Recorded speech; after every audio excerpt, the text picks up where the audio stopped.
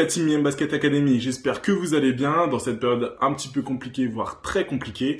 Aujourd'hui, on va vous proposer un format un petit peu différent de ce qu'on a l'habitude de vous proposer. On va vous proposer un format de talk. Les talks by IM Basket Academy, qu'est-ce que c'est? Le but pour nous, c'est de parler du basket, mais sous un prisme différent. Éviter de juste parler de basket sous les aspects qu'on a l'habitude de traiter. Pour la Miem Basket Academy, on considère que le basket, c'est pas seulement un sport, c'est plein de composantes qui sont autour de ce sport. Et le but, c'est de traiter toutes ces composantes-là pour faire évoluer le sport en lui-même. Du coup, ce format-là, il est proposé par Lauriane Dolt, qui est coach de basket et qui a participé à notre camp, le camp Keys, qui a eu lieu cet été. On la remercie de nous avoir proposé ce sujet-là, parce que quand elle nous en a parlé, on a dit tout de suite banco. Du coup, le premier sujet aujourd'hui, ça va être le sujet des différences entre le basket masculin et le basket féminin. Est-ce qu'il y a des différences? Est-ce qu'il n'y en a pas? S'il y a des différences, quelles sont-elles? Voilà, le but, c'est de partager, de discuter sur ces sujets-là. Pour accompagner Lauriane sur ce topic-là, elle a invité deux coachs de basket féminin, François Gomez et Rachid Médiane. François Gomez a déjà participé à un événement avec la Miem Basket Academy parce qu'il a intervenu lors du premier camp ND Miem qui a eu lieu au Cameroun. Donc il a coaché les joueurs et il a aussi fait des colloques avec les entraîneurs et on le remercie de participer encore à un de nos événements et à une de nos productions. Ce qui est intéressant, c'est que Rachid et François sont deux coachs qui ont surtout une grosse expérience dans le basket féminin, alors que Lauriane est une coach qui, elle, a une grosse expérience dans le basket masculin. On va commencer ce sujet en parlant du lab de la Fédération française de basketball qui a eu lieu en 2020 à l'INSEP. Dans cet événement qui a eu lieu pour la première fois, la fédération a invité l'élite du basket national masculin et l'élite du basket national féminin dans un seul endroit.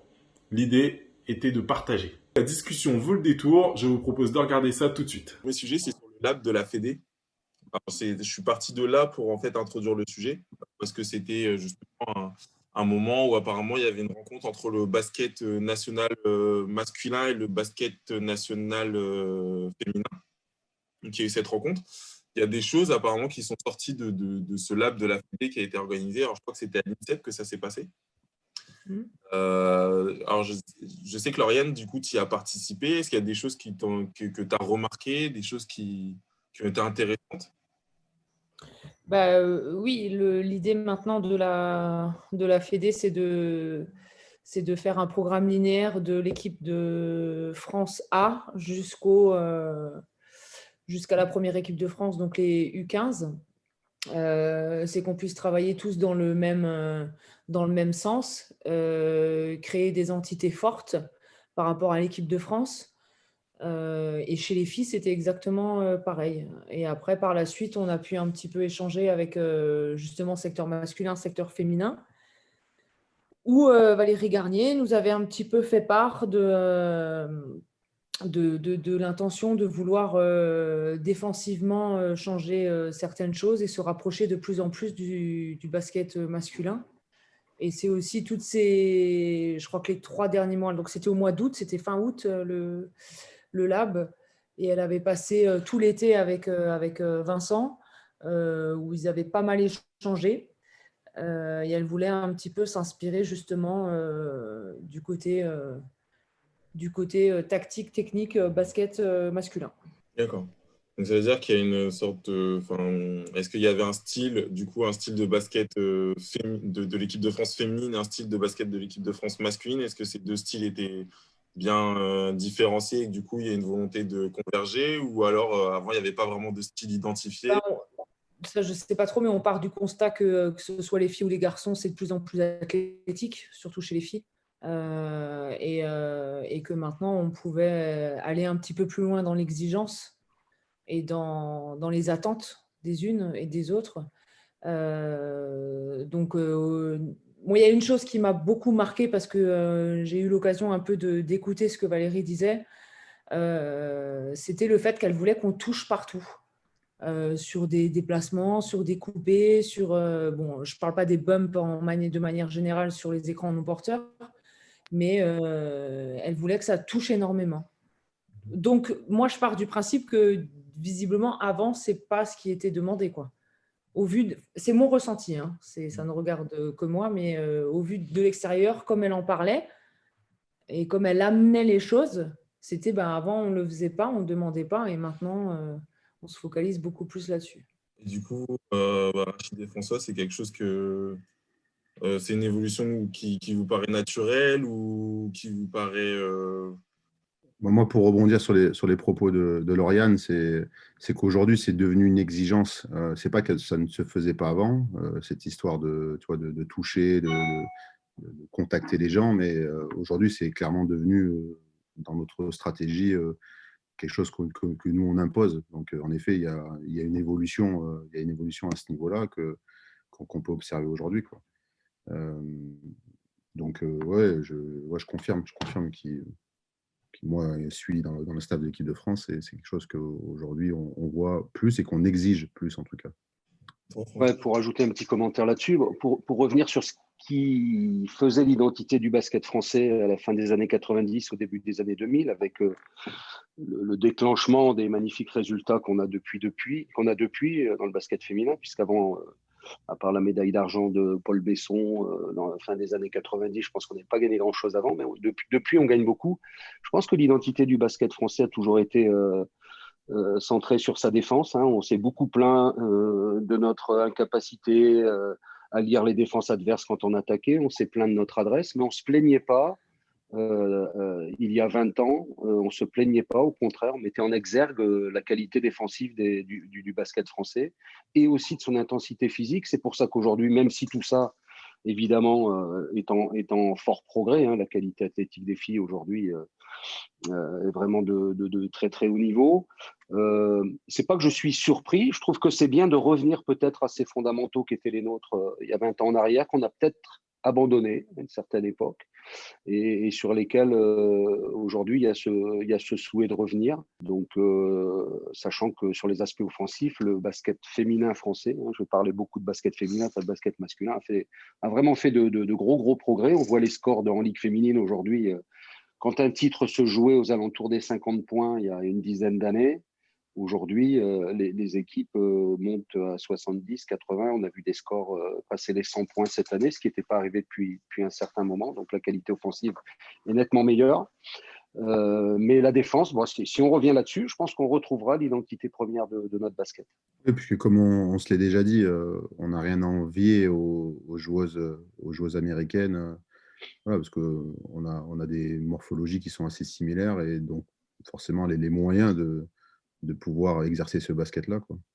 Moi sur le lab, parce que j'ai pas eu la chance d'y participer à cause des circonstances de l'époque là, avec la Covid.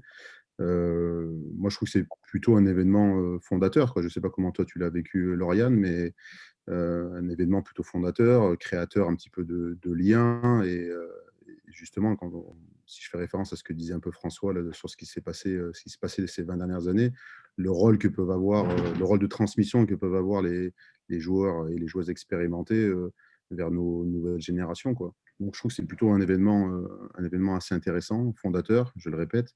Et, et sur la stratégie de rapprochement entre le basket féminin et masculin, elle naît surtout de ce que nous, on peut observer dans le basket féminin, de ce qui se fait de mieux au niveau mondial, c'est-à-dire, une fois de plus, les Américaines qui, elles, s'inspirent beaucoup des tendances masculines aussi américaines.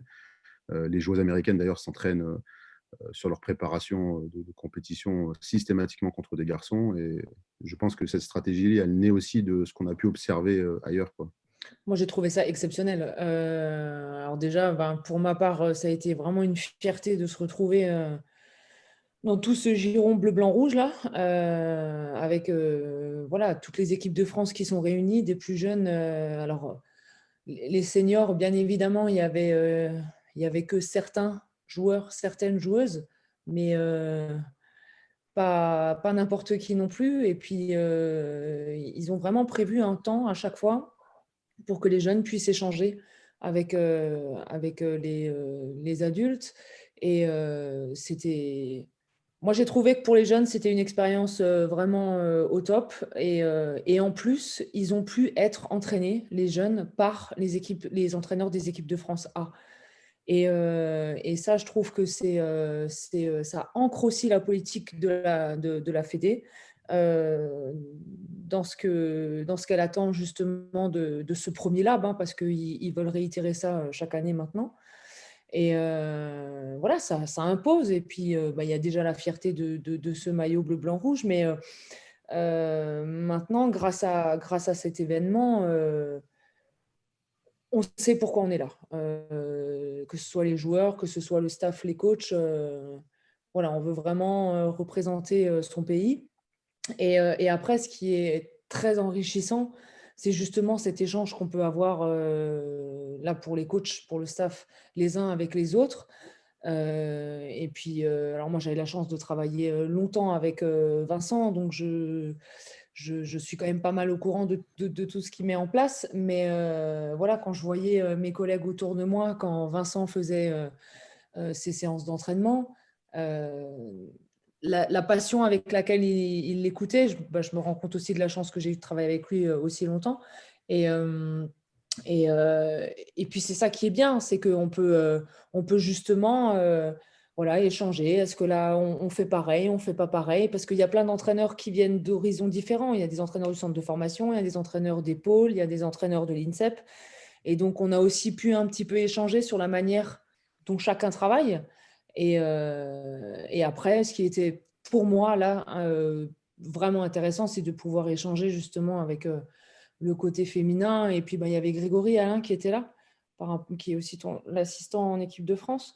Et puis, voilà, du coup, de faire cet échange entre basket masculin, féminin. Moi, j'ai trop peu d'expérience dans le basket féminin. Il y a des choses qui m'interpellent maintenant que j'entraîne un petit peu sur le secteur féminin.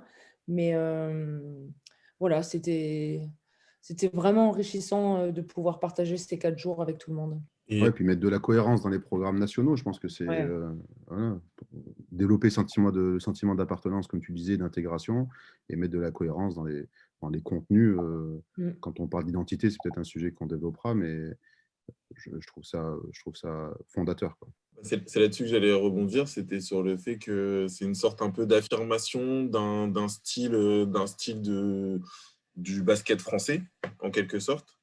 C'est quelque chose qu'on avait, moi personnellement, en regardant un petit peu les compétitions internationales, etc., c'est quelque chose que moi j'avais un peu de mal à cibler et à repérer, que ce soit en basket masculin, en basket féminin, alors que quand je regardais par exemple les Espagnols, basket féminin, basket masculin, il y avait quelque chose qu'on reconnaissait. Il y avait un style reconnaissable. Les Serbes, il y avait un style reconnaissable. Les Américains aussi, il y avait quelque chose qui ressortait. Il faut savoir qu'en Espagne, ils le font depuis très longtemps, ce genre de rassemblement. Alors, ils ont 2 rassemblements. Ils en font un uniquement avec tout le staff, tous les coachs, et un coach et joueur. Et vraiment, quand ils sont qu'avec le staff, c'est l'entraîneur de l'équipe A, féminin, masculin, qui dirige toutes les sessions.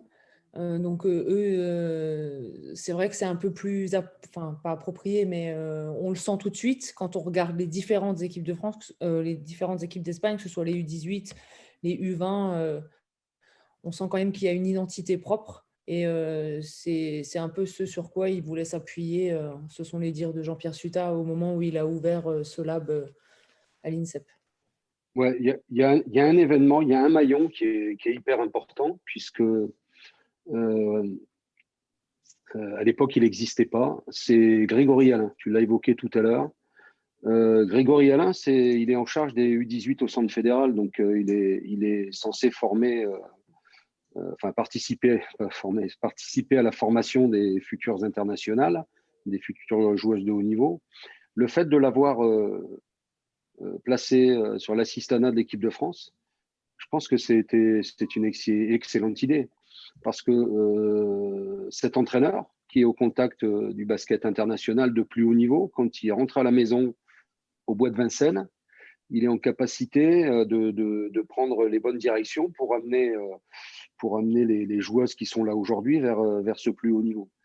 Et ce n'était pas le cas, ça, avant. Je pense que ça, c'est un maillon hyper important, le regard de l'entraîneur du centre fédéral, qui évidemment, ça s'appelle plus le centre fédéral, ça a changé, le pôle France, je crois, le pôle France, et à lui de partager ce qu'il peut voir sur tous les terrains de la planète aujourd'hui, et de mettre en place la formation qui se fait à l'INSEP.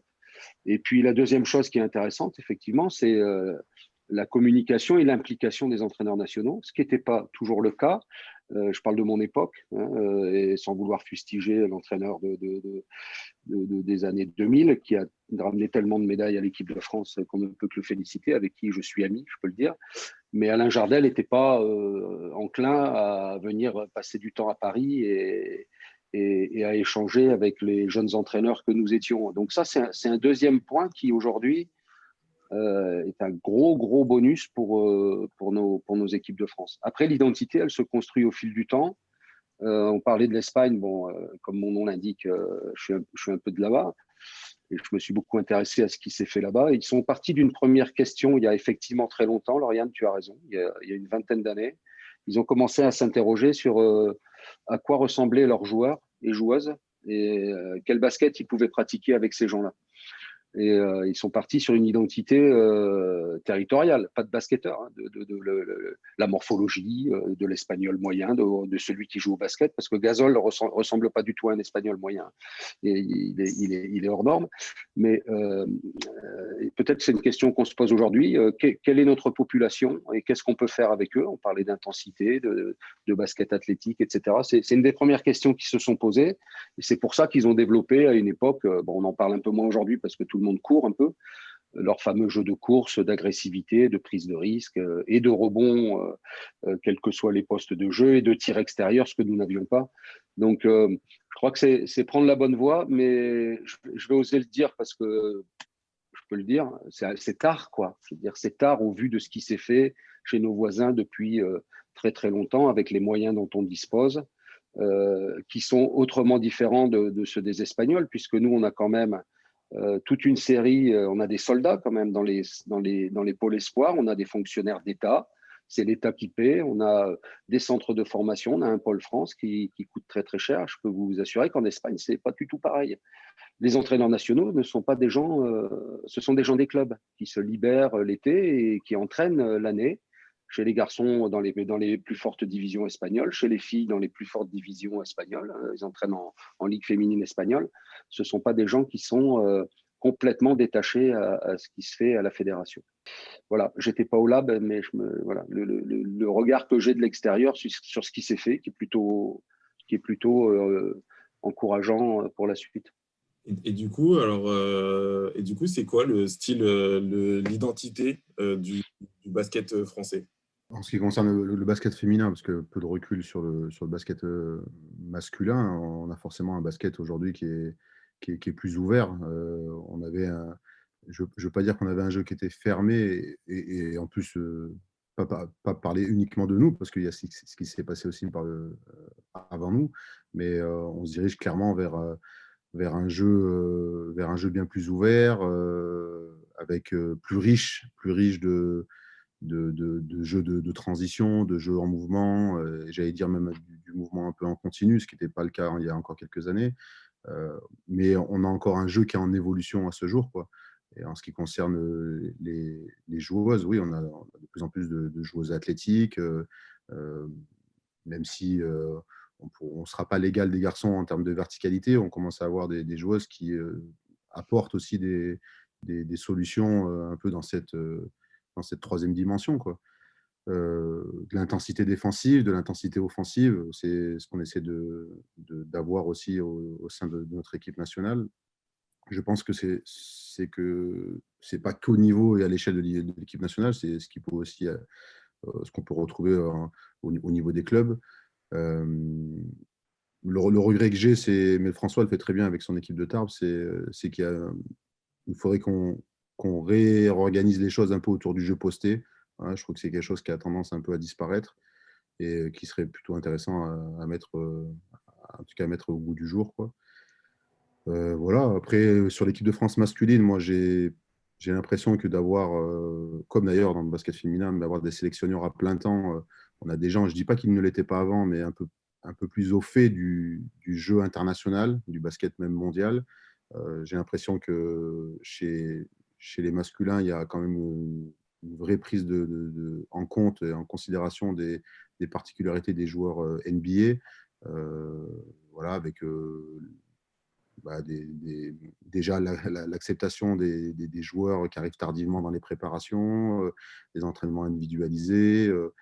la médiatisation qu'il peut y avoir autour de tous ces joueurs-là, la gestion un peu de l'entourage. Donc, voilà, et on a envie, clairement, aujourd'hui, d'avoir une vraie culture. Voilà, François disait tout à l'heure, c'est peut-être un petit peu tard, mais c'est jamais trop tard, quoi. Et qu'on développe un peu cette identité, cette culture de jeu, et voilà, qu'on avance tout simplement. Le premier point qui est indéniable et ce sur lequel toi tu as longuement parlé, François, c'est la défense. C'est une évidence.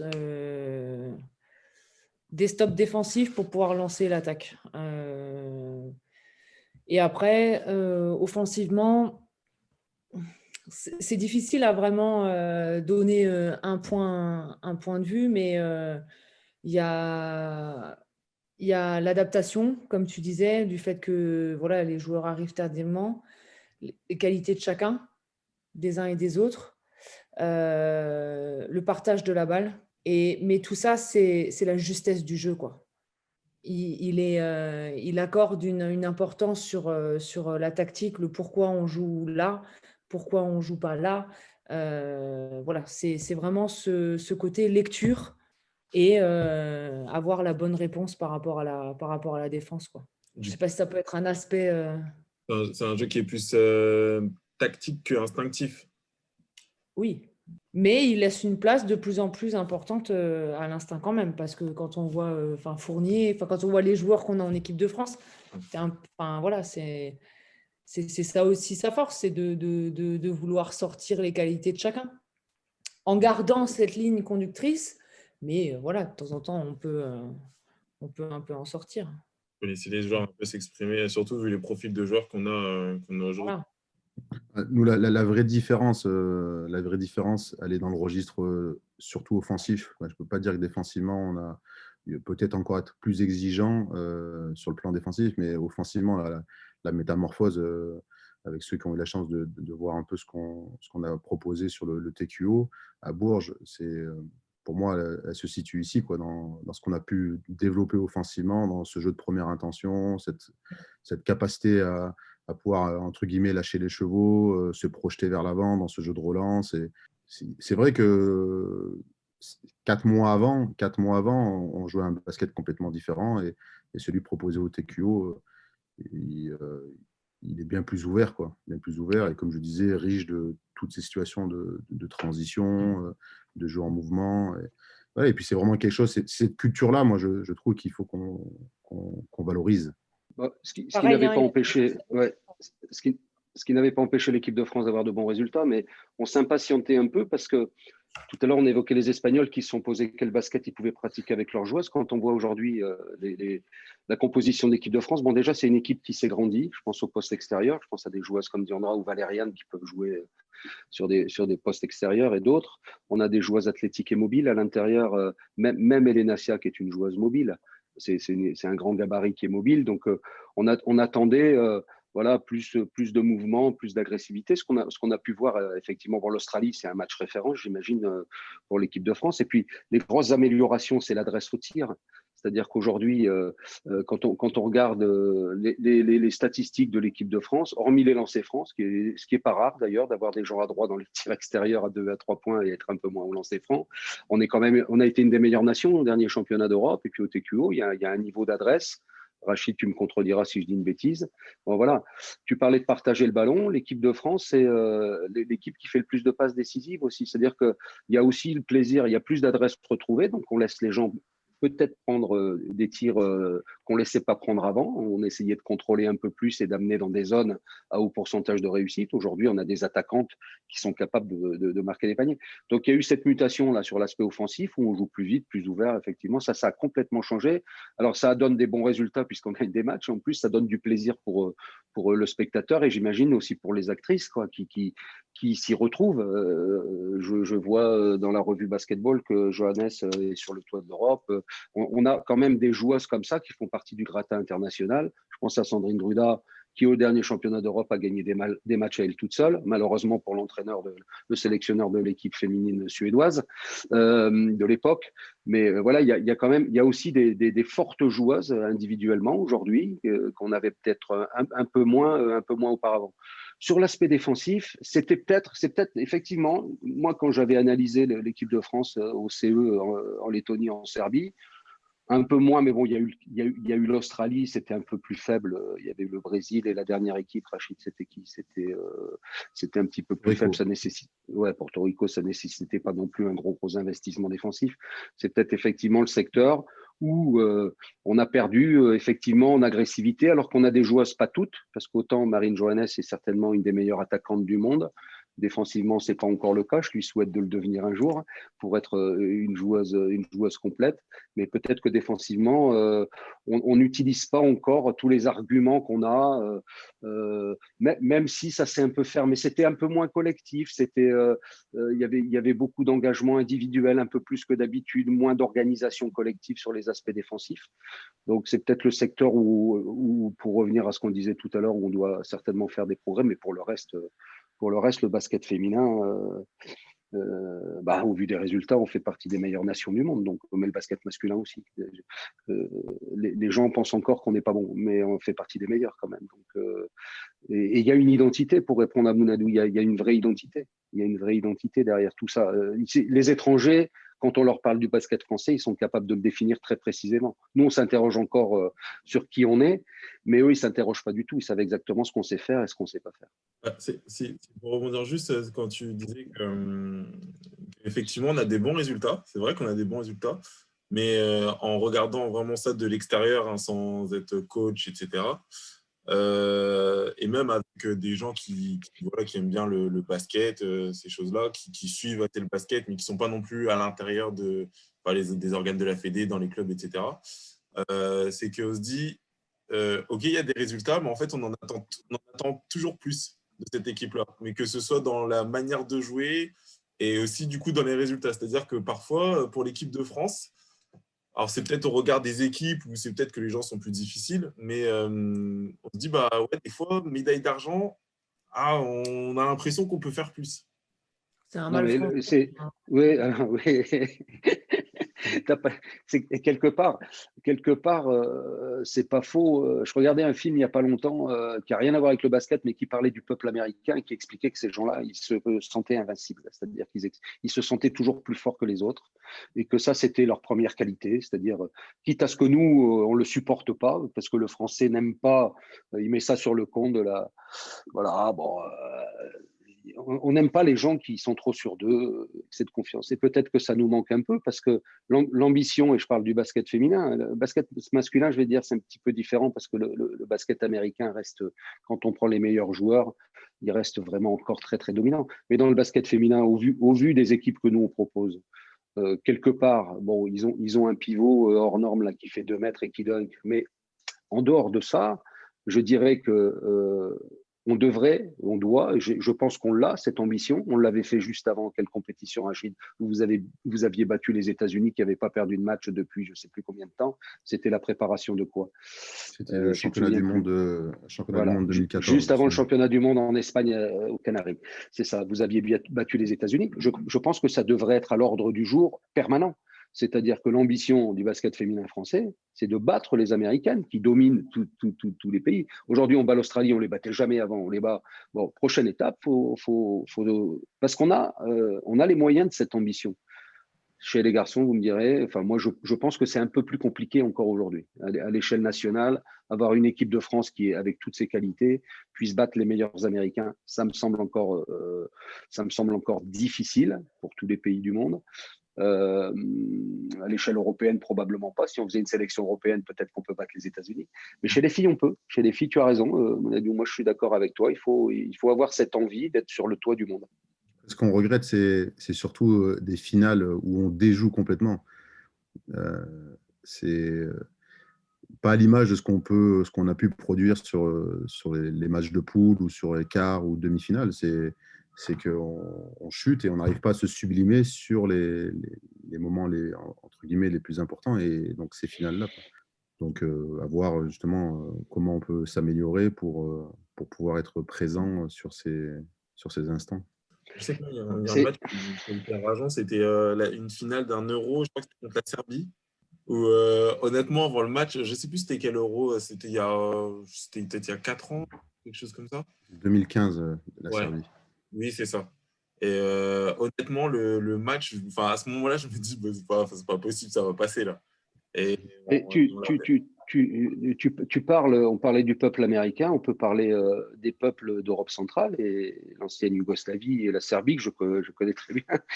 J'ai de la famille maintenant, je suis adopté par les Serbes. C'est aussi un peuple, et ce sont aussi des gens qui adorent la compétition et qui abordent la compétition dans un état d'esprit qui est celui du vainqueur. Donc les carences qu'évoque Rachid, c'est des carences qui sont profondes. C'est-à-dire que c'est pas parce qu'on va faire 6 semaines de stage ensemble qu'on va changer la psychologie d'individu ou la psychologie d'un groupe. Si, on va amener de la cohésion, on va amener de l'envie, etc.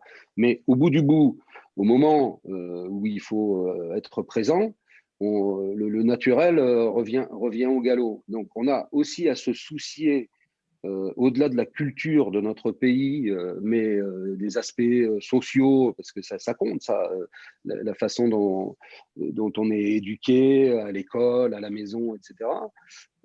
Qu'est-ce qu'on peut faire? Que peut faire une fédération? Que peut faire une direction technique dans son parcours de formation des jeunes pour développer cet aspect compétition?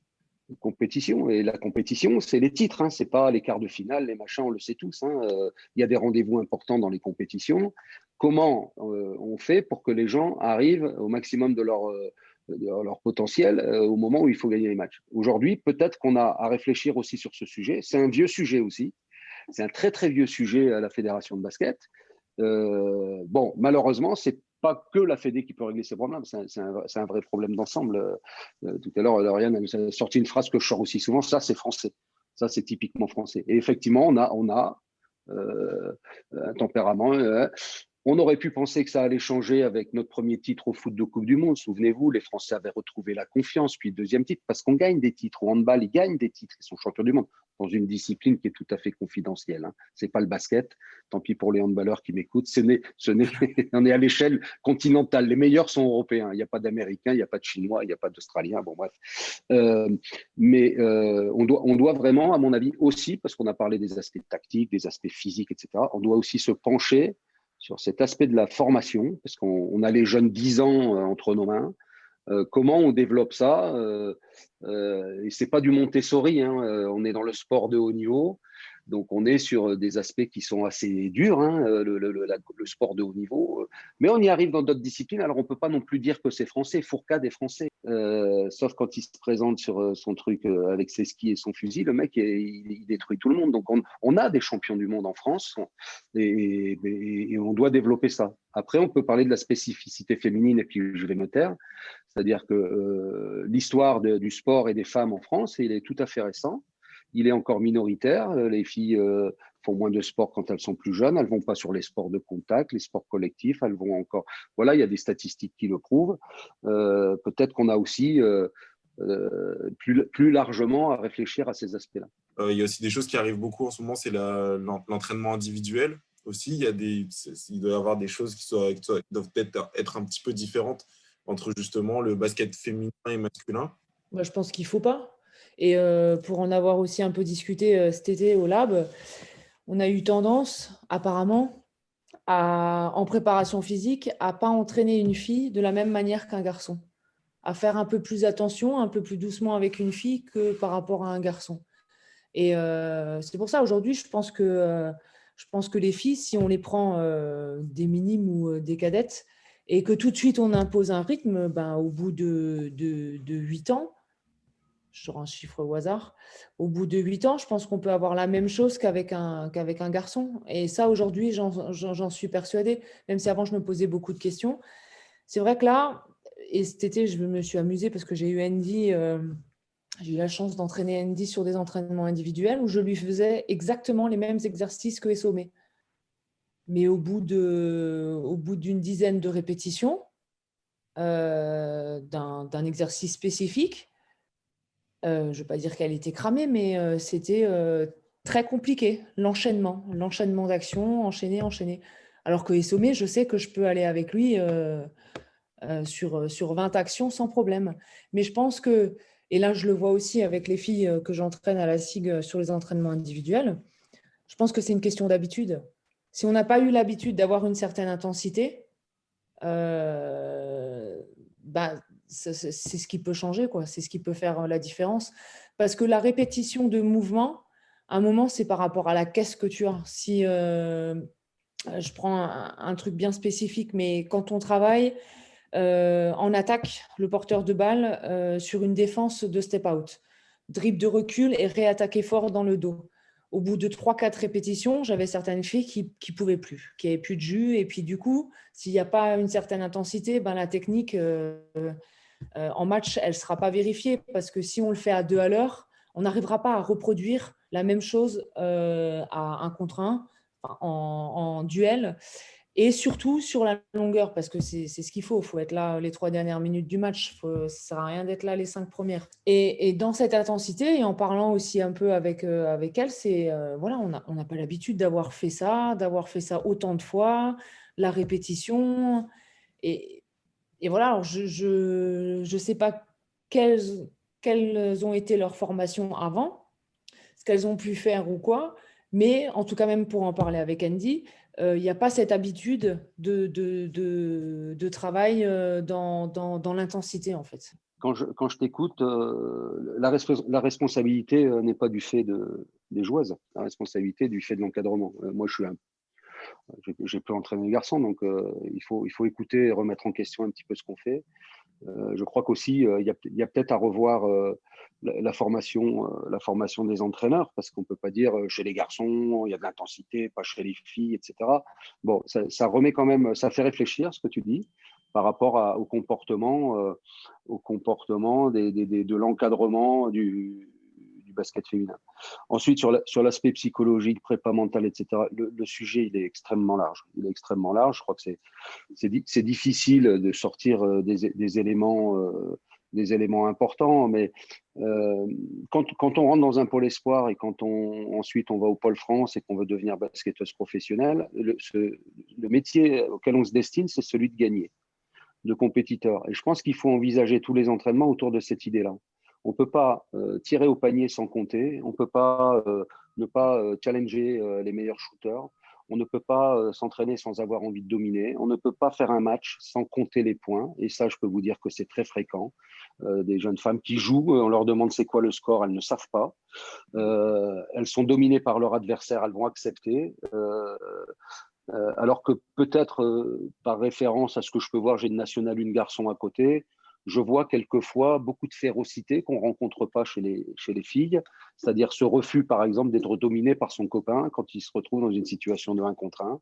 Il n'y a pas de panier facile. Chez les filles, on tolère encore des choses comme ça. Et je pense que ça, c'est une éducation qu'il faut inculquer dès le plus jeune âge, sans faire attention à oui, mais oui, l'éducation. Non. Il y a un moment, il faut dominer, il faut gagner. Ton métier, c'est de gagner des matchs. On va te demander de gagner, de performer. Et puis derrière, eh ben, on décline. On décline à partir de gens qui ont évidemment les mêmes motivations que les garçons, les mêmes motivations. Peut-être au départ une confiance en soi, mais bon, il paraît que les femmes. Mais j'aurais dû commencer par ça. D'ailleurs, j'avais évoqué l'histoire de la différence. On ne peut pas parler de femmes et d'hommes, on peut parler de genre. J'avais fait un petit bémol parce que moi j'ai quand même croisé, Rachid va confirmer, on croise des joueuses qui se comportent, qui sont masculines dans leur comportement, mais je parle de masculine, c'est-à-dire ce que je viens d'évoquer, cette dureté, cette férocité, cette agressivité, on en a, et ce sont des femmes, hein, donc on ne peut pas dire que les femmes en général n'ont pas ça. Si elles l'ont, il y a simplement chez les femmes des gens qui sont plus tendres, d'autres plus durs, et il faut trouver peut-être dans la détection, c'est peut-être quelque chose à détecter chez les jeunes filles et puis à développer par la suite, c'est ce côté compétitif. Ouais, mais je pense que c'est quand même assez culturel, peut-être moins chez les garçons, chez les moins jeunes, on va dire, non, pardon, les plus jeunes, où le sport est déjà synonyme chez les plus jeunes garçons de gagne, de combativité, de compétition, là où chez les femmes, et chez les jeunes filles, le sport il est plutôt signe de bonne santé. Et j'ai l'impression que ça évolue quand même. Ça évolue quand même. Et en effet, je confirme ce que dit François, c'est qu'aujourd'hui, on a de plus en plus de femmes aussi qui voient le sport comme comme le dépassement de soi, comme la compétition, comme la combativité. Mais peut-être encore chez les jeunes, plutôt sport égale sport santé, quoi. Et forcément, ça génère, ça génère chez des adultes peut-être des femmes un peu moins compétitives. Euh, voilà. Et pour reparler des Américaines, moi j'aime raconter cette petite expérience que j'ai eue lors d'un séjour dans une équipe de WNBA. Il y a aucune situation d'entraînement qui n'est pas faite sous forme de compétition, mais de la première à la dernière seconde de l'entraînement, tout est comptabilisé, tout est fait pour gagner, tout, elles sont dans le duel en permanence, quoi. Et je pense qu'en effet, c'est aussi de notre responsabilité, nous les coachs, d'avoir cette constante-là aussi dans nos entraînements et voilà, ce qui va faire monter en compétence nos joueuses à ce niveau-là. Mais après, je pense que c'est aussi, et moi là, je peux en parler ouvertement. Je pense qu'il y a aussi ok, on ne veut pas parler de filles, de garçons, on parle de genre ou quoi que ce soit, mais je vais généraliser, mais pour beaucoup de personnes, une fille, on a plus tendance à la protéger qu'un garçon. Et je pense que du coup, ça résume quand même pas mal après ce qu'on peut en faire sur un terrain, en dehors ou quoi que ce soit. Je le vois moi, même moi en tant qu'entraîneur, que ce soit mes collègues ou que ce soit les dirigeants. Il y a toujours ce côté, mon égal masculin, on lui posera peut-être pas les mêmes questions. Il y a toujours ce côté, attends, enfin, on veut faire un peu attention, est-ce que tu es bien, tu es sûr, machin. Alors que je pense que c'est là un peu le premier point. C'est qu'il faut qu'on soit une fille ou un garçon, on inculque les mêmes valeurs, quoi, quelque part. Mais alors, est-ce que c'est marrant ça parce que est-ce que c'est pas parce que nous sommes des hommes et c'est dans l'un de vos préambules, là, François et Lauriane, que vous en parliez que toi, femme, tu entraînais des hommes et nous, hommes, on entraînait des femmes. Est-ce que le fait qu'on ne soit pas des femmes, on n'a peut-être pas tendance à surprotéger les femmes? Est-ce que toi, maintenant que tu entraînes des femmes après avoir entraîné des hommes, est-ce que voilà, tu es différente ou pas? Et je pense qu'on fait peut-être cette erreur-là. Donc, même si je trouve qu'au niveau psychologique, je pense qu'il y a des je peux différences. pas, c'est pas mon équipe. Moi, je suis là pour dépanner parce que l'entraîneur Mais... individuel a eu a arrêté en début de saison et on m'a proposé du coup de le remplacer et de faire 3 entraînements. J'ai 5 ou 6 joueuses, c'est pas mon équipe. Je fais ce qu'on me demande. Franchement, c'est pas pareil que si c'était mon équipe. Je me retiens beaucoup là parce que voilà, je vais pas Mouna Doucet, je vais pas je vais pas employer ma méthode entre guillemets si je suis pas le coach. Voilà, je suis entre guillemets une assistante et encore, je suis pas sur les entraînements du soir, je suis vraiment que là le matin pour les entraîner individuellement et travailler sur des aspects techniques. Donc, c'est différent. Je ne peux pas trop répondre à ta question, mais en tout cas, rien que par rapport à ça, ouais, je ne suis pas moi, quoi. Je me contiens beaucoup. C'était Parce que dans parti nos pour... formations, nous, dans nos formations, ou à moins qu'elles aient changé, on ne fait pas de distinction justement entre le basket féminin et le basket masculin. Mais c'est pour ça que je dis, je pense que si maintenant j'avais une équipe de garçons et je suis dans le même état d'esprit où j'entraîne l'individuel le matin, c'est pareil, je peux pas être moi entre guillemets, je peux pas attendre la même chose que si j'étais coach. Je sais pas si tu vois ce que je veux dire, mais Ouais, pour moi, il n'y a pas de je vois bien différence ce que tu entre dis. fille ou garçon. Et c'est pour ça que je peux pas trop répondre parce que j'ai jamais entraîné une équipe à moi de filles. Mais sur l'entraînement individuel, est-ce que tu es différente avec un homme et une femme? Non, je pense. Ouais, voilà. Moi, ça répond un peu à ma question. Est-ce que c'est pas peut-être nous les hommes qui protégeons les femmes alors que le rapport femme à femme, peut-être, je sais pas. Mais Ouais, je sais pas. En tout cas, il y a certaines. Moi, c'est plus ok. Les Américains, les Américaines, ils ont la même manière de fonctionner. Ça, c'est assez incroyable. Dans la manière d'être, dans la manière d'aborder les choses, ça c'est comme on disait avant, la culture. Ça, c'est vraiment la chose qui me saute aux yeux, quoi. Est-ce qu'avec une joueuse, tu es dans la justification technique? On dit souvent que les femmes ont besoin de comprendre pourquoi elles font les choses. Ouais. Ah oui, ça. J'entends aussi dire que chez les hommes, c'est moins le cas, et je ne sais pas en tout cas, mais tu as besoin d'être dans cette justification? Franchement, oui. Beaucoup plus de oui, mais.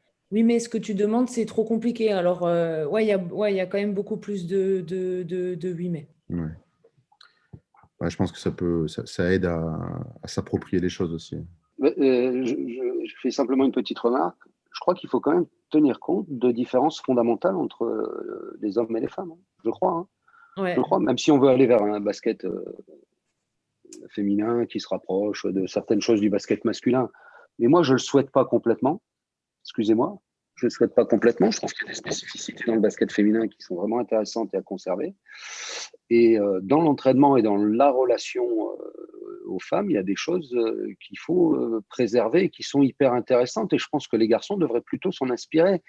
On parle là depuis tout à l'heure, on est en train d'expliquer que c'est moins bien. Moi, je trouve pas. Je trouve qu'il y a plein de choses. Il faudrait les lister. Moi, j'adore travailler avec des sportifs de haut niveau qui s'impliquent, qui travaillent, qui ont une relation à l'entraîneur qui est tout à fait intéressante, de curiosité. Donc, je crois qu'il faudrait peut-être lister toutes ces choses qui sont vraiment très bien dans le sport féminin et dont devraient s'inspirer les garçons, je pense. Mais tu as dit pour moi le plus important, la relation. Mais parce qu'une femme, déjà, rien que nous, on ne prend pas les choses de la même manière qu'un garçon. Un garçon, on peut le pourrir, c'est pas grave. Sur le coup, il va être un petit peu piqué, mais c'est pas grave, il va vite passer à autre chose. Une fille, c'est déjà plus différent. Moi, j'ai que des mauvaises références parce que je me suis assagi. Mais je pense que j'étais un jeune entraîneur, mes souvenirs du centre fédéral avec les jeunes joueuses, où j'estime peut-être pas avoir été le meilleur, mais en termes de compétition, j'ai été très, très, très exigeant. Et je retrouve des gens qui, voilà, sans les citer. Mais tout à l'heure, Rachid te posait la question. Moi, j'ai jamais eu de problème pour parler à une jeune femme ou à une femme, franchement. Voilà. Et j'ai jamais eu de problème non plus en termes de vocabulaire, ce qui est pas toujours très bien. Hein. Je suis pas toujours très fier de ce que j'ai pu dire aux gens, qui était le fond de ma pensée ou la façon dont je l'ai dit. J'ai jamais mis cette barrière parce que c'était des jeunes femmes ou des femmes. J'ai jamais mis cette barrière. J'estimais que c'était pas, j'en ai pas tenu compte. C'est une chance peut-être ou de la maladresse ou c'est une mauvaise éducation ou pas bien ou bien. Enfin moi je fonctionnais comme ça et je crois qu'on peut pas.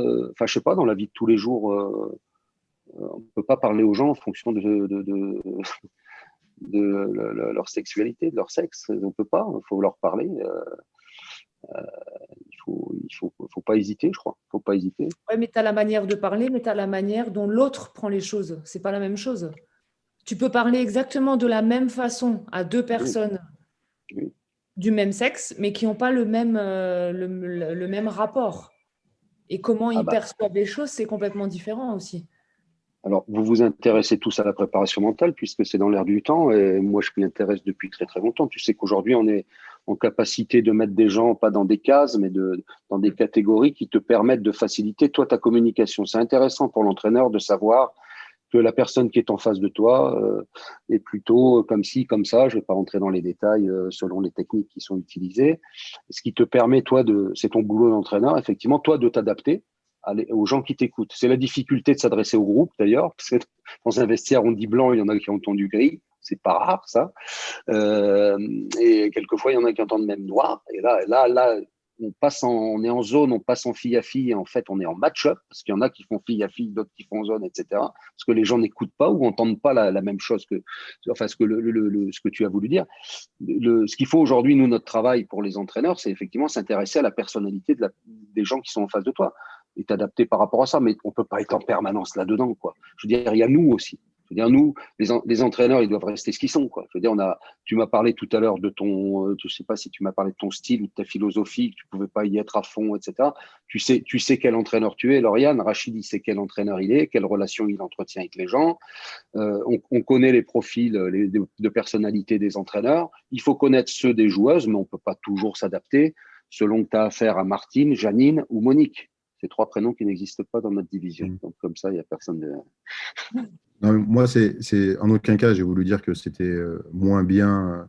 J'ai voulu rebondir sur le terme de Lauriane, hein, avec le côté un peu protecteur. Et tu parlais de nous, et nous sommes des hommes. Est-ce que sociétalement, l'homme, on dit souvent qu'il est là pour protéger sa famille, protéger sa femme. Est-ce qu'en tant que coach, on ne transpire pas aussi et peut-être chercher à protéger? Donc, c'est pour ça que l'expérience de Lauriane d'entraîner à la fois, même si c'est que d'entraînement individuel, une fille et un homme, est-ce qu'il y a des différences ou pas, quoi? Mais non, en aucun cas, bien ou moins bien. Je suis complètement d'accord sur les techniques de communication. Pour revenir sur la technique et la tactique, moi, je ne vois pas forcément de différence, surtout sur le haut niveau. Mais après, c'est vrai que il y avait un sujet qu'on avait abordé parce que on en a parlé beaucoup, par exemple dans le journal L'équipe ou des choses comme ça. Il y a des articles qui sont sortis au sujet des menstruations. C'est un truc tout bête, mais moi je me pose la question quand on est un coach homme qui va coacher du coup des joueuses femmes. Du coup, effectivement, sur les articles, on voit qu'en fait, ça peut avoir des incidences sur les performances, il peut y avoir de la prise de poids, il peut y avoir des douleurs, enfin des trucs qui, alors moi, j'en avais aucune idée, mais en fait, ça peut être assez dur quand même. Et donc, effectivement, quand on a un coach homme et qu'on est dans un contexte où, en fait, on doit amener la joueuse vers la haute performance, donc ça veut dire que normalement, c'est des choses qui doivent passer du coup au second plan.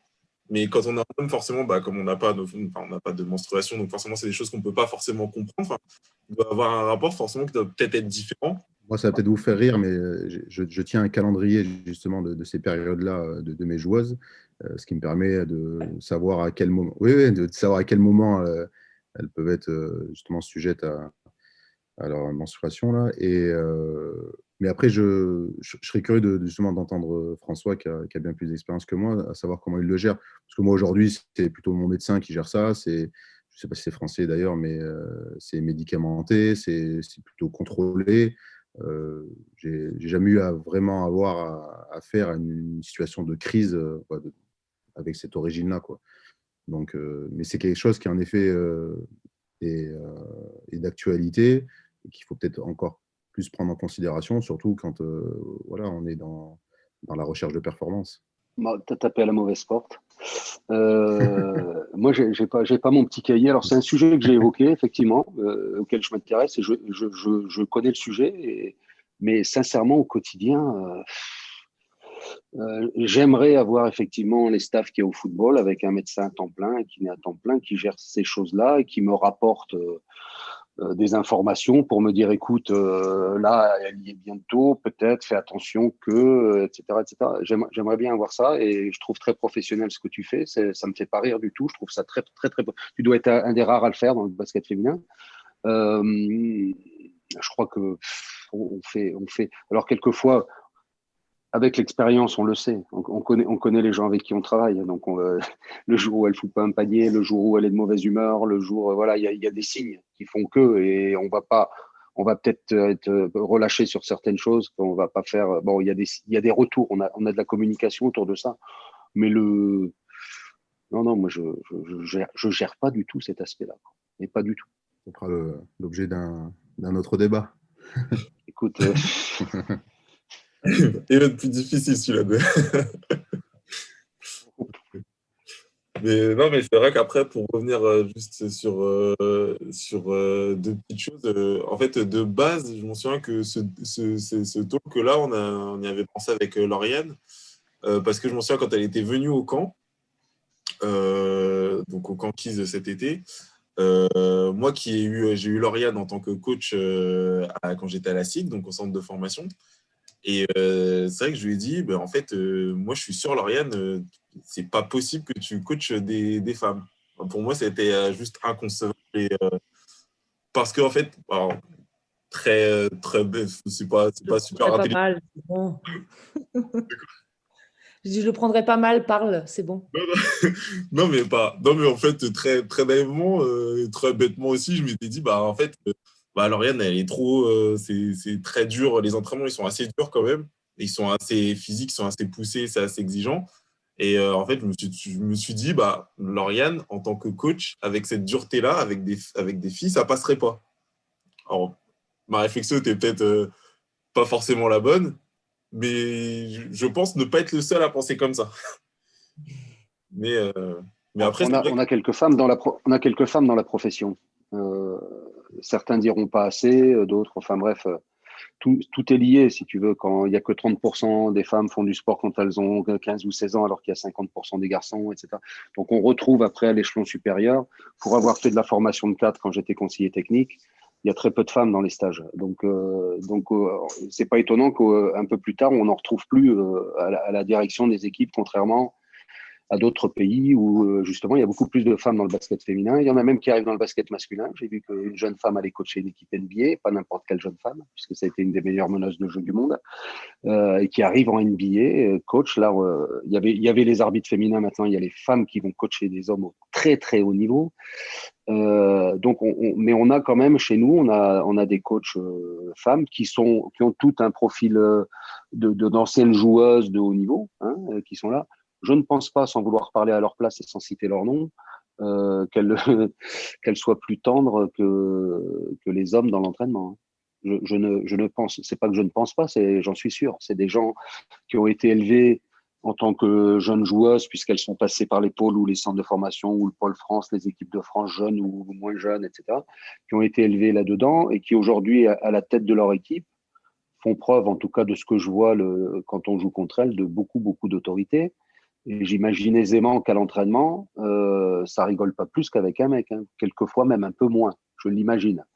Elles confirmeront ou pas quand on leur demandera leur avis. Donc, quand tu parles du profil, tu me dis Lauriane était dure avec les garçons, ça ne marchera jamais avec les filles. Je crois que c'est un ressenti, mais ce n'est pas la vérité. La Mais vérité, je pense qu'elle est tout il se base sur moi par rapport aux autres, hein, pas les filles de manière générale, non. hein. C'est moi comment je suis. Ouais. Mais, T'es autoritaire. franchement, moi, je sais pas, mais je serais curieuse de voir comment je serais avec une équipe de filles. Ouais, moi, Pour les avoir questionnés, ouais, vas-y. pour les avoir questionnés justement, ces femmes coachs ou des joueuses aujourd'hui à la retraite, on va dire, et si tu leur poses la question concernant leurs règles, elles vont te dire que c'est pas le problème du coach. Et elles vont te dire oui, non, mais c'est pas le problème du coach, c'est mon problème à moi, et moi je dois être performante, et c'est moi qui dois gérer ça, quoi. Parce que j'en ai questionné quelques-unes. Et pour revenir sur le sujet une femme qui entraîne, qui est dure, je pense que pour elle, c'est pas difficile pour l'entraîneur. Je pense que le vrai problème qu'elle va rencontrer, c'est l'acceptation d'un groupe de femmes. Tu vois, c'est les joueuses en face qui sont peu habituées en France à avoir été entraînées par des femmes d'ailleurs, hein. Un peu dans les pôles espoirs, et encore, ça reste une minorité, hein. Ce sont des hommes qui entraînent dans les pôles espoirs, les centres de formation. Je crois, là, j'ai pas les chiffres, mais je pense qu'aussi là, c'est une majorité d'hommes. Le jour où elles sont entraînées par une femme, je pense qu'elles sont dans l'attente et dans une grande exigence. Et c'est là où il est le problème. C'est-à-dire qu'elles n'auront peut-être pas avec un homme, et que des joueuses peuvent avoir avec une femme qui va les entraîner. Oui, c'est pour ça qu'il faut voir ça dans les deux angles, hein. Faut pas que voir les entraînés. Il faut voir les entraîneurs et tu vois, parce que François, je n'ai aucun a priori négatif sur les filles. Mais des fois, quand tu me reprends, j'ai l'impression que je parle pas bien du tout des filles. Mais non, c'est beaucoup de questions que je me pose. Et moi, ça me fait du bien là de faire ce que je fais cette année. Parce que, et même moi en tant que personne, ça me remet aussi un petit peu les idées au clair. Et alors moi, je fais beaucoup de prépa mentale et, et je trouve que voilà, je suis confrontée des fois à quelques situations qui sont un peu compliquées, mais après, parce qu'il y a aussi ce combat entre guillemets de coq femme à femme, quoi. Comme il peut y avoir aussi homme à homme, les fiertés masculines, et ça, je l'ai vu de mes propres yeux. Et c'est exactement pareil après, du coup, dans les femmes. Donc, c'est pour ça, des fois, j'ai envie de dire, c'est pas une question de sexe, c'est une question de caractère. D'où la prépa mentale. Lui, il est plutôt rouge, donc il faut le prendre avec l'aspect bleu. Lui, il est plutôt jaune, donc il faut parler plutôt de cette manière-là. Mais c'est ça qui est important. Et après, ben, il y a forcément le ressenti de la personne qui est important. Et c'est là où voilà, moi, je me posais beaucoup de questions. C'est sûr que voilà, moi, j'ai eu ma route, entre guillemets, tracée le secteur, dans le secteur masculin. Je n'ai pas eu d'opportunité d'entraîner des filles. Donc, je peux pas dire, je ne dirais pas non, je ne dirais pas oui, je ferme aucune porte ou quoi que ce soit. Mais moi, ça me pose beaucoup de questions, ouais. Énormément, c'est sûr. Parce qu'après, on dit qu'il n'y a pas de différence.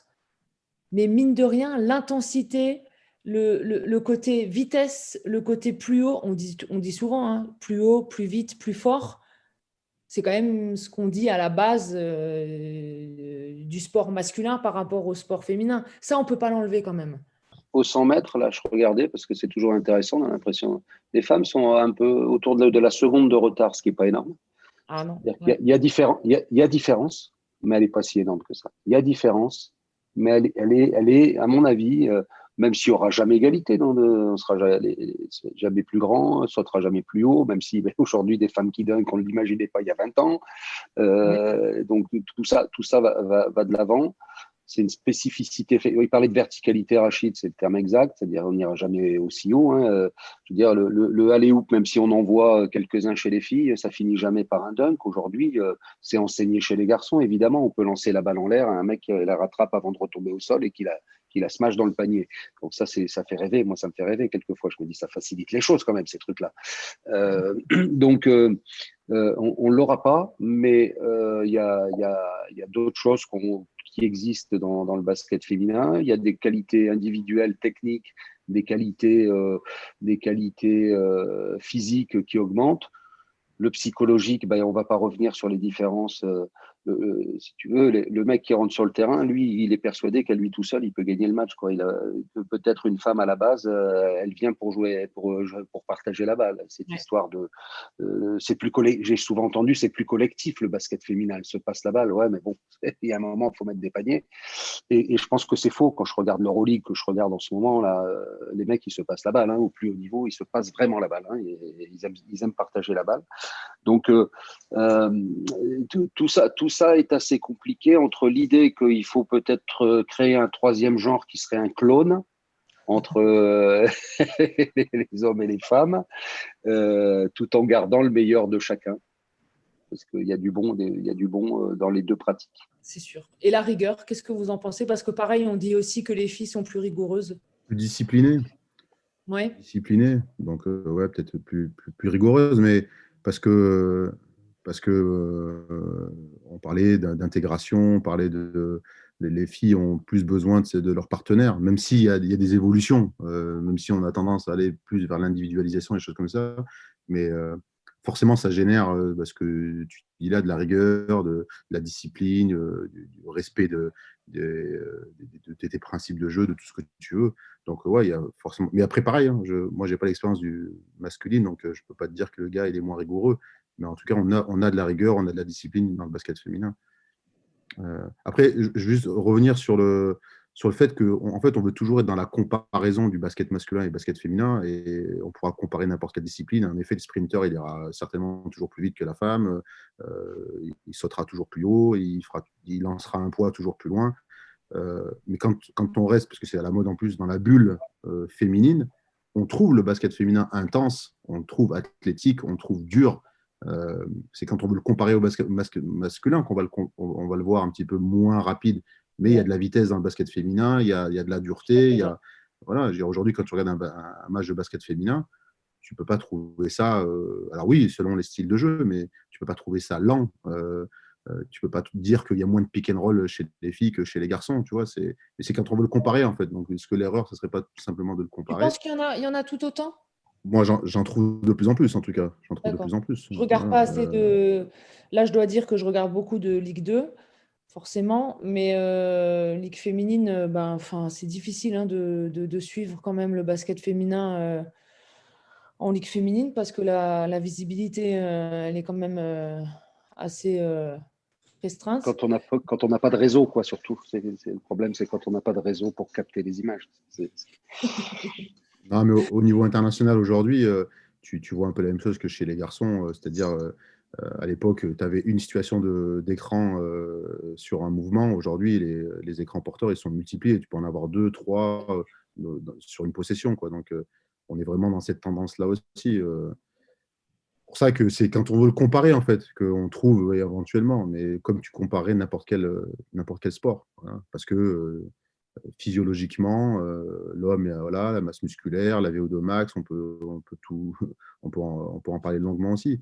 Mais si tu portes ton regard uniquement sur le basket féminin, tu vas le trouver intense, tu vas le trouver athlétique, tu vas trouver qu'il y a, il y a des contacts. Voilà, donc il faut arrêter de le comparer tout simplement. Et tu prendras du Ouais, mais je plaisir. suis tout à fait d'accord avec toi. Je suis vraiment d'accord avec toi. Ouais. Et en effet, il y a d'autres choses, comme le dit François, que moi j'aime voir dans le basket féminin, qu'on voit peut-être un peu ou moins, parce que je ne peux pas dire pas du tout dans le basket masculin, c'est voilà, ce partage du ballon, c'est voilà, ces valeurs un peu plus collectives, on va dire. Non, parce que en fait, ça rejoint en fait une réflexion que je m'étais faite à un moment, en discutant avec plusieurs personnes. Et en fait, on parlait de l'attractivité du basket féminin. Donc voilà, du fait que, du coup, qu'il y ait des gens qui viennent, qu'il y ait des caméras, enfin, que ce soit retransmis, du coup que ça ramène de l'argent, que du coup les jeux soient plus payés, etc. Enfin, du coup, tout ce système-là, en fait. Et effectivement, en fait, en y réfléchissant, en fait, je me suis dit que peut-être l'un des problèmes, c'est que si on réfléchit le basket féminin comme un produit qui va être du coup qui est vendu, qui va générer de l'argent, etc., que le basket masculin aussi est un produit, en fait, effectivement, le basket féminin aura du mal à exister du côté visibilité, du côté argent généré. Il aura du mal à exister s'il est comparé au basket masculin. Si on le voit en tant que produit seul, et qu'on arrive à lui adosser du coup des caractéristiques, des spécificités, des choses qui sont des points forts, des avantages, enfin, ça c'est très marketing, mais du coup des avantages produits qui vont faire qu'il est vendable. Et ben en fait, effectivement, comme tu as dit Rachid, on voit le basket différemment. Et je m'en souviens qu'il y avait des personnes qui préféraient aller voir le club de basket féminin plutôt que le club de basket masculin, parce qu'en fait, ils voyaient des avantages produits qui faisaient que, en fait, ils trouvaient ça plus intéressant d'aller voir le basket féminin. Mais par contre, j'ai l'impression que des fois, sur le basket féminin, c'est des choses qu'on ne met pas assez en avant. Donc, par exemple, on me sortait des choses du côté, on a le temps, on peut plus facilement voir la technique des jeux sur le basket féminin. Il y a le côté aussi rigueur aussi qui ressortait sur le fait que on sent qu'il y a un travail collectif qui est fait pour arriver à cette situation-là. Et du coup, des fois, des paniers qui sont un petit peu plus faciles, mais parce que le travail en amont est bien exécuté. Enfin, il y a des choses comme ça qui, je pense, peuvent être mises en avant pour rendre en fait, le produit basket féminin plus marketable, entre guillemets. Ah bon, je regarde l'évolution. Bon, déjà, le produit il se vend bien localement. C'est-à-dire, tu as des endroits en France où le basket féminin a un gros succès. Autant que, je veux dire, vous êtes allé à la salle du Prado à Bourges, vous avez vu le monde qu'il peut y avoir, les partenaires qui peuvent suivre, etc. Donc, il y a quand même des dynamiques locales. Il n'y a pas que là, hein. Il y a Basketland. Je pense qu'à son échelle, Villeneuve d'Ascq est aussi un pôle attractif. Il y a certainement plus de gens qui vont voir le basket féminin que la Pro B. Rachid, qui est à Lille. Ouais, voilà. Donc, ouais. il y a des endroits où ça marche. Après, est-ce qu'on peut vendre ce que tu viens de dire, c'est-à-dire ce vieux modèle du basket féminin, ces a priori hein, qu'on peut avoir là-dessus, sachant qu'aujourd'hui, qu'est-ce qu'on vend je reviens sur elle parce que j'adore cette joueuse, elle est magique. Sur Marine, on ne vend pas du collectif, on vend du fun, on vend de la technique, on vend des paillettes, au-delà de sa qualité de basketteuse où elle fout 25 points par match ou 20 points par match. Cette année, elle fait une saison extraordinaire, certainement la meilleure saison de sa carrière. Voilà, c'est elle qui est mise en avant et c'est sa qualité individuelle et cet aspect flashy qui est mis en avant. À l'identique de ce qui pourrait être vendu chez les garçons. C'est-à-dire que les gens qui s'y connaissent pas vont venir voir jouer Marine Johannes, comme à une époque, on venait voir jouer Céline. Il y a encore des gens qui se déplacent pour voir jouer Céline Dumerc, pas pour voir jouer l'équipe de Basketland.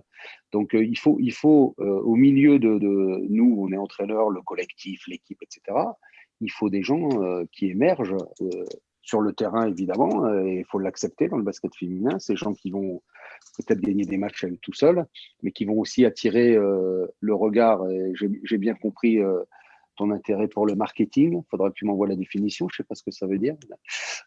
Pas beaucoup, mais si tu veux, c'est vrai que on doit trouver ces individus qu'on met à la lumière, c'est comme ça, et qui vont attirer les gens. Je pense que c'est aussi important. Je voulais dire autre chose et puis ça y est. J'ai la maladie d'Eisenhower. Vous la connaissez? Tu te souviens encore de la maladie? J'ai même oublié son nom, mec. Non, si, ça y est, je sais ce que je voulais dire, ça me revient. Après, si on le remet si on compare à d'autres sports féminins, on est vraiment bien lotis. Hein. Volleyball féminin, handball féminin, même si on a regardé la finale du championnat d'Europe, on était tous devant nos écrans. Mais bon, en général, on est quand même mieux lotis. Il n'y a pas de professionnels au rugby, ou très peu. Le volley féminin, il n'y a pas l'argent qu'il y a aujourd'hui dans le basket. Je veux dire, les filles aujourd'hui qui gagnent bien leur vie dans le basket féminin, il ne faut pas qu'elles parlent avec une joueuse de rugby ou une joueuse de handball. Un peu avec certaines joueuses de foot, et pas toutes. Il doit y avoir 2 ou 3 clubs professionnels. On parle toujours de Lyon, PSG, il y a peut-être Montpellier, et puis un autre club, je ne sais pas où. Mais ils ne sont pas à la hauteur de ce qui se fait aujourd'hui dans notre ligue féminine. Donc, on peut toujours faire mieux, mais aujourd'hui, on est plutôt devant. On est plutôt devant. C'est le sport numéro 1 collectif féminin, non? Le basket. Oui. Alors, oui.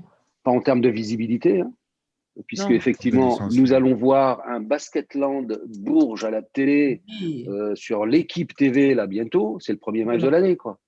D'accord, c'est le premier match de l'année, quoi, de basket féminin qu'on voit. On n'en voit pas. Il n'y a pas de basket féminin. Moi, je vois des garçons jouer tous les jours. Tous les jours, je vois des garçons jouer. Si je veux voir du basket féminin, bon, aujourd'hui, tous les clubs filment. Donc, tu vas sur YouTube, tu vois des matchs. On a un logiciel qui nous est imposé, mais qui est super. C'est Instat. Tu peux voir tous les matchs européens, etc. Donc, nous, on peut en voir des matchs. Mais le spectateur moyen ne voit pas de basket féminin à la télé. On n'en voit pas, sauf pour les grands événements. Quand on joue la finale des Jeux Olympiques à Londres, je ne sais plus combien de millions de téléspectateurs, donc les gens ont connu Céline Dumerc, qui est devenue la sportive numéro 1 du sport français, etc. Mais on n'a pas cette visibilité. Pourquoi? Je ne sais pas, j'en sais rien. Je ne sais pas. C'est presque même dommage qu'on n'ait pas su surfer sur cette vague de 2012 là, avec la médaille d'argent des Jeux de Londres. Et si, ça a dynamisé un petit peu le nombre de licenciés, mais sur le plan médiatique, il n'y a pas spécialement eu de changement, quoi.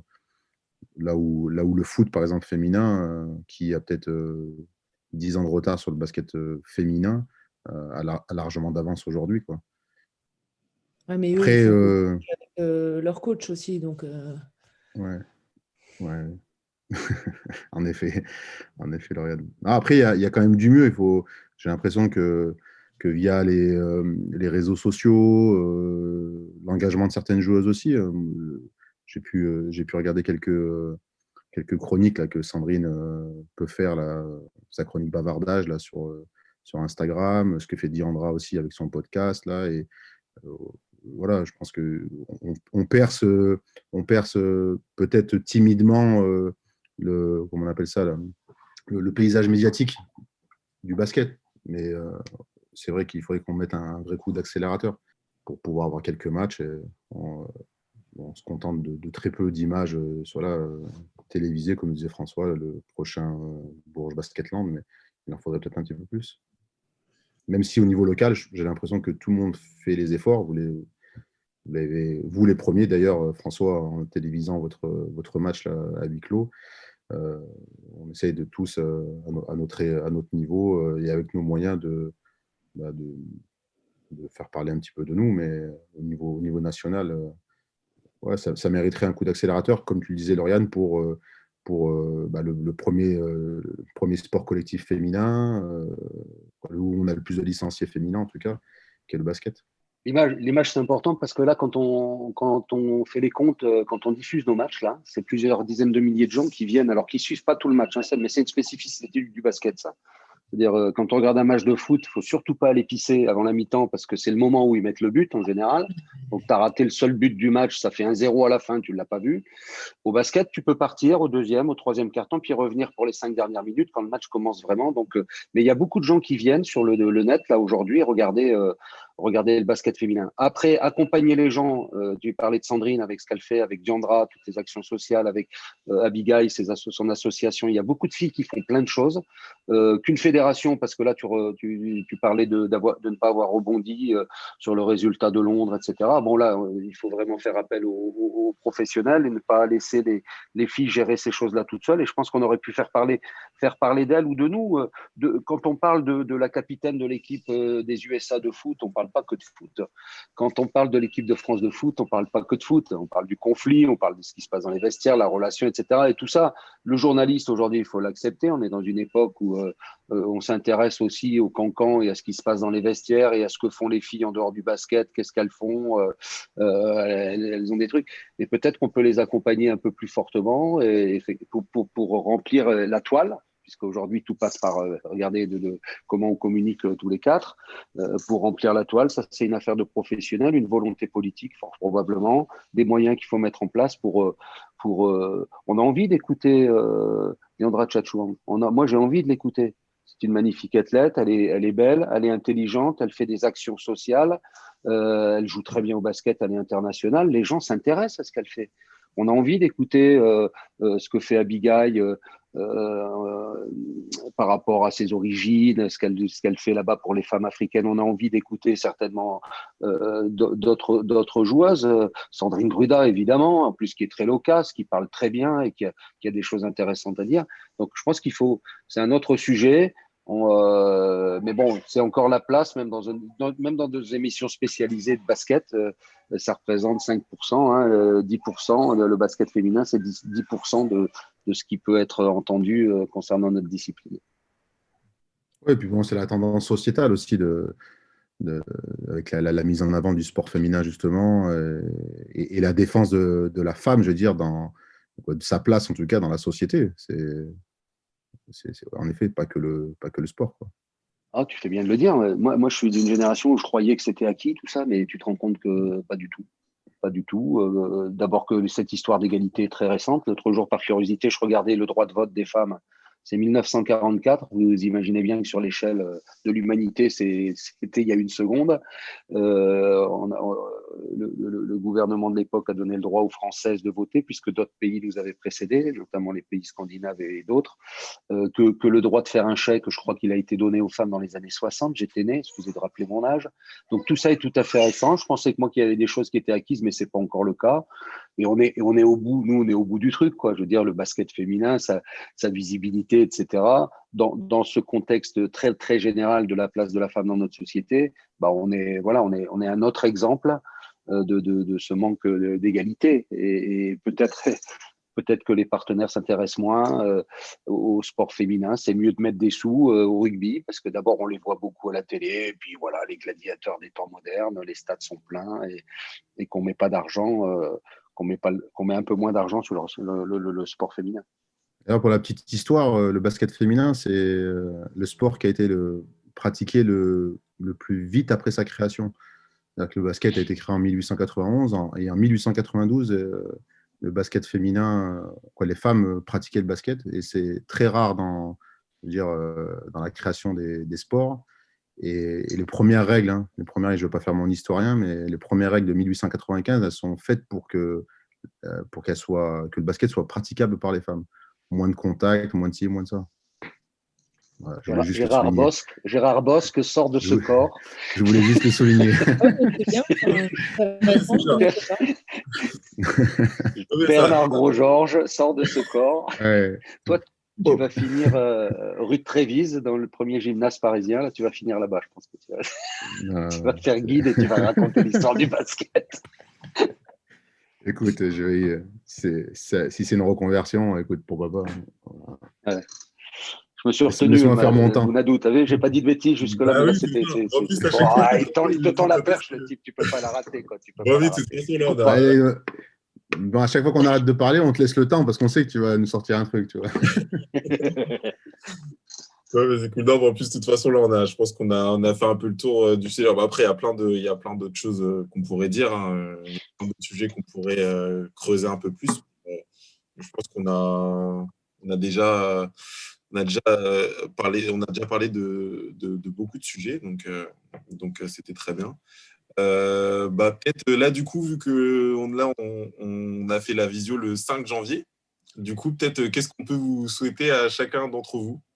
Revivre. C'est ça. Oui, non, Tomber un Vince Tube, ouvrir les Vince Tube pour aller boire une bière. les masques. En Suisse quand même. Hein. Non, Tomber les masques. Ouais, c'est ça. Que tous les proches restent en bonne santé et que ce Covid-là, on arrive à d'irradier. Allez, soyons fous. Et puis qu'on puisse retrouver le chemin des salles pour revivre une vraie ambiance qui nous fait vibrer. Voilà, quoi. Il n'y a quand même pas mieux que le sport pour faire vivre des émotions. Et en ce moment, c'est un peu dur.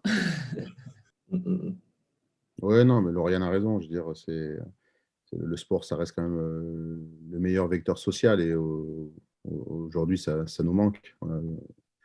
Nous qui avons fait quelques matchs à huis clos maintenant, c'est quand même triste et c'est pas au départ, c'est pas comme ça qu'on voit les choses, quoi. En tout cas, pas faire ce métier dans ces conditions-là. Après, oui, bien entendu, on souhaite tous une bonne santé, traverser cette crise sanitaire le mieux possible et vite pouvoir passer à autre chose. La santé, l'étau s'est resserré, on est tous touchés, plus ou moins près. Moi, j'ai été touché assez proche, là, des amis, des vrais amis. Et je crois qu'on l'oublie, je crois que c'est essentiel, il ne faut pas le dire par habitude, bonne année, bonne santé, c'est vraiment essentiel. Je crois que c'est quand même une chose importante et je pense à tous ces gens voilà, qui passent par là. Et, ça n'arrive pas qu'aux autres, ça c'est la première chose. Très égoïstement, je voudrais gagner 2 ou 3 matchs au mois de février, pas plus, c'est pas beaucoup demandé. 3 matchs. Alors, Rachid, si tu veux, comme je t'ai laissé gagner chez lui, il va me laisser gagner chez moi. Arrête, donc, toi. Je t'ai pas rappelé d'ailleurs. Hein. Je t'ai pas rappelé, mais ouais. Tu étais en colère après le match. Mais...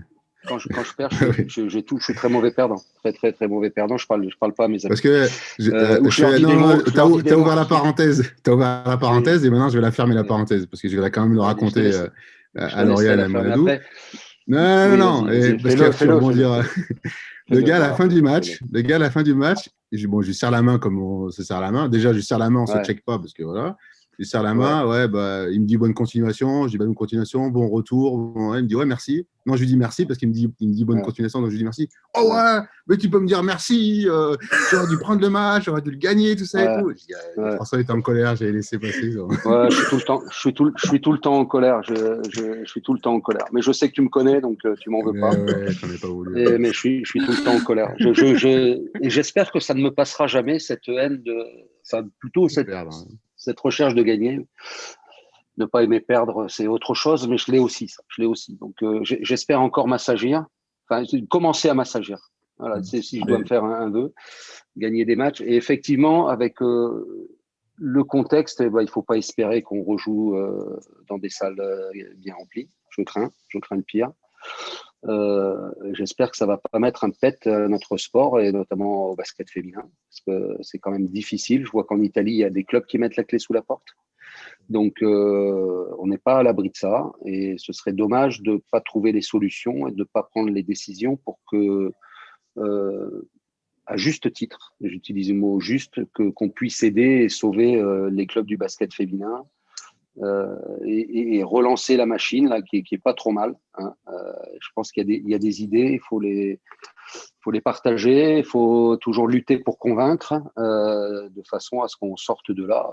Et puis, je vous souhaite à vous plein de bonnes choses. Dorian, viens mettre un pied dans le basket féminin. Je vais te trouver du boulot, moi. Je vais te trouver, comme ça, après, tu auras tout vécu. Marché, ça y est, hein, c'est officiel. Et sur le marché, ça y est. Mais ton agent, il n'envoie pas ton CV dans les clubs de basket féminin, si? Je sais pas. Je sais pas. Que chez les mecs. Que chez les mecs. Bon, je vous souhaite plein de bonnes choses à vous, en tout cas. Mais moi, en tout cas, j'ai été vraiment ravie de pouvoir échanger sur ce sujet-là. Et même si je me pose encore quand même beaucoup de questions, je trouve que Rachid, tu as vraiment eu les mots justes dans le sens où je crois qu'il faut arrêter de faire des différences.